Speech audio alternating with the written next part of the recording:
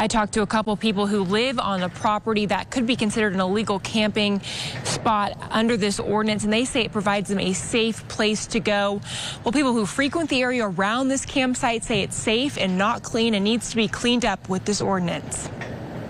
People experiencing homelessness have found a refuge in a property across from the Fayetteville National Cemetery for years. Richard and Gladys Tiffany own that property. They say a proposed Fayetteville ordinance would make that much harder. The women need a safe place when you're homeless. The Tiffany's say about 10 to 12 people usually stay there at a time, with most of them being women. On Tuesday, the city council considered changing the city code to require places like the Tiffany property to get a conditional use permit to be able to allow camping. The city council thought we probably ought to absolutely define campgrounds. Fayetteville City Attorney Kit Williams says by requiring a conditional use permit, the city would be better able to regulate what's going on at properties like the Tiffany's.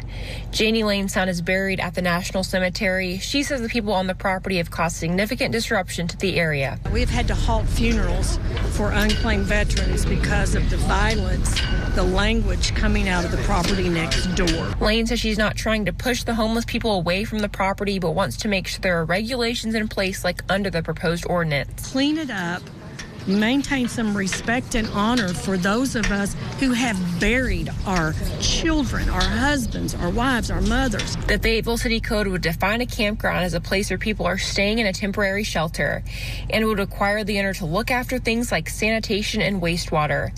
Gladys Tiffany says the people have nowhere else to stay in Fayetteville. They're desperate, they're helpless, they're hopeless.